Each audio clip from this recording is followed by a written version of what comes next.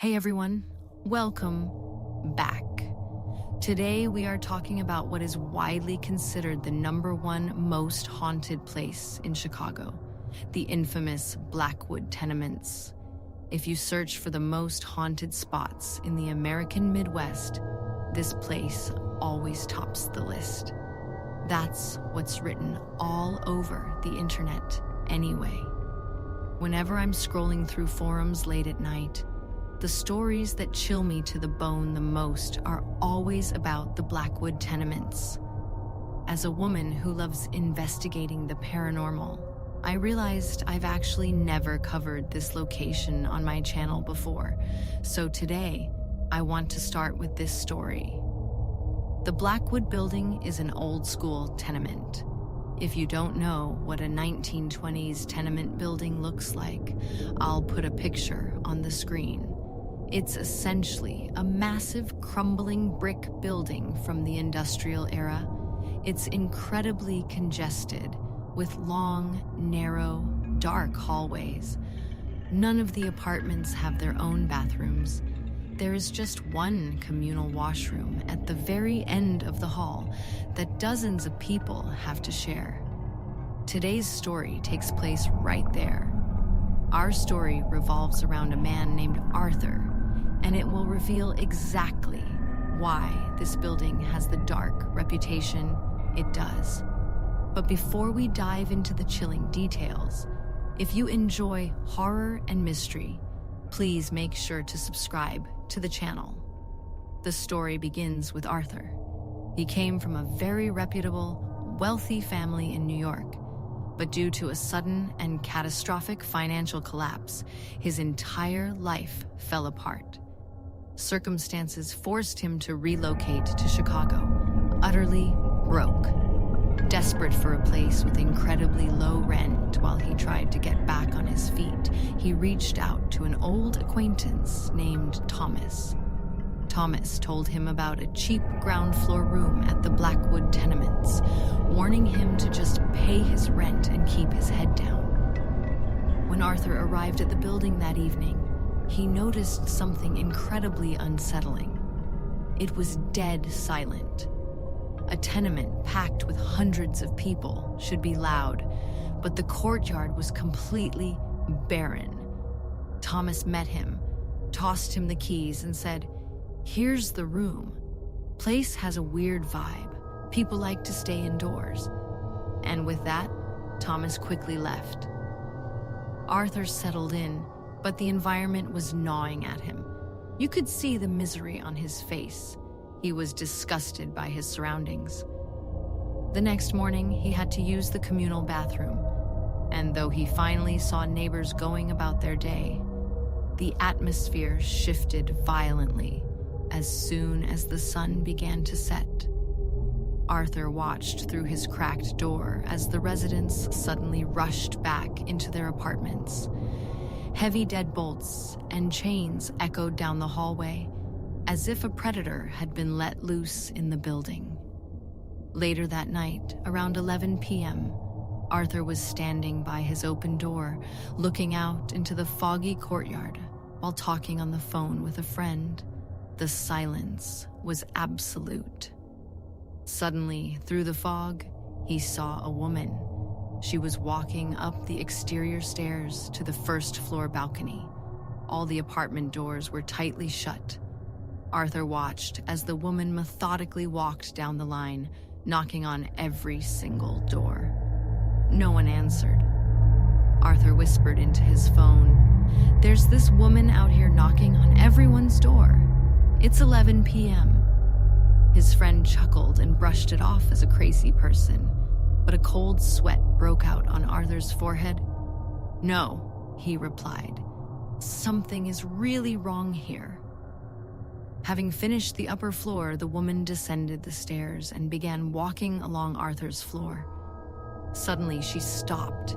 She was standing just a few feet away from Arthur's partially open door. She peered into the crack, and then, without moving her feet, she twisted her entire torso in a horribly unnatural way to face him. She began walking straight toward him, Disgusted and deeply creeped out, Arthur hung up the phone, stepped back into his room, and pushed his door shut. He assumed she would just move on to the next door. But the second he turned his back, knock, knock, knock. Arthur ripped the door open.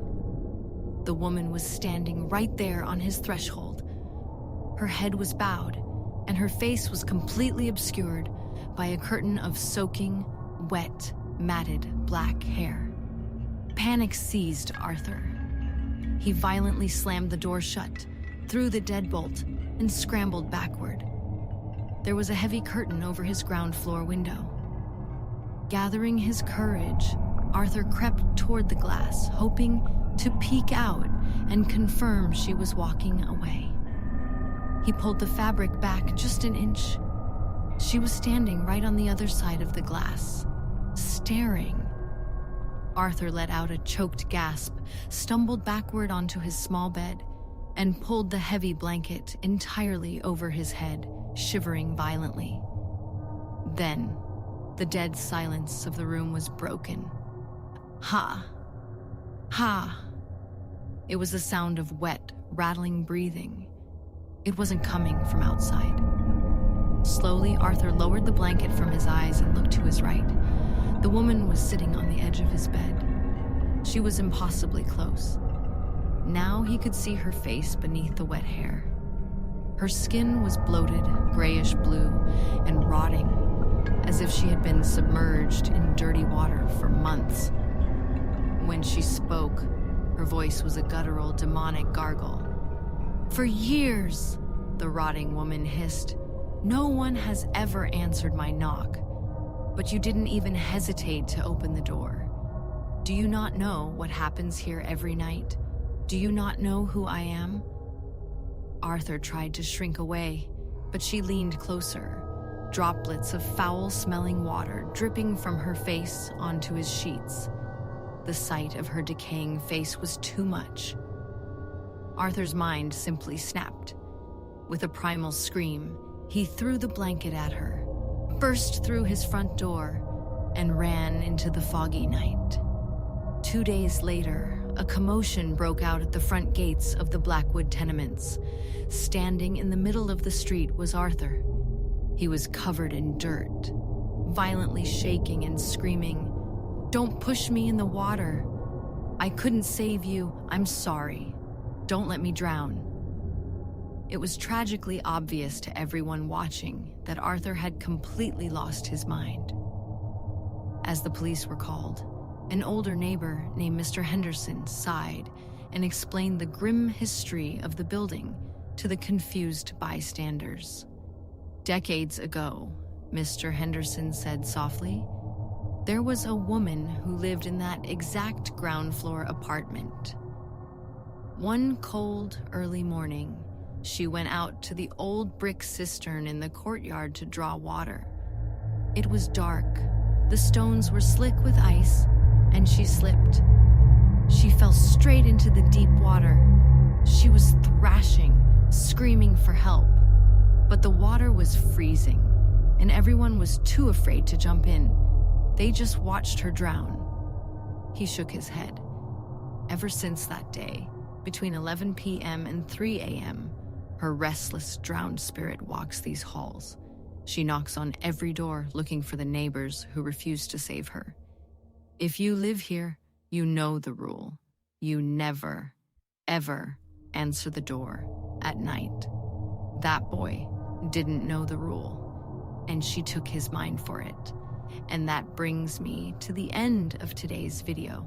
It's hard to say why the Blackwood Tenements is so consistently ranked as Chicago's most terrifying spot. I know a lot of urban legends are just rumors, but the history of the Blackwood building feels entirely too real. The fact that the tragedy started in that exact room and ended with Arthur losing his mind, it makes you wonder. Blackwood isn't the only terrifying spot in this part of the city. There's actually a very similar, deeply unsettling story about an abandoned asylum nearby. I'll link that video up in the cards right here, so be sure to check it out next. If you enjoyed this story, please hit that like button. It truly helps the channel out so much. And guys, please subscribe. As a female creator in the horror and mystery space, I love it so much when every single new member joins our little dark family here. Stay safe out there. Never open your door in the middle of the night, and I will see you in the next one.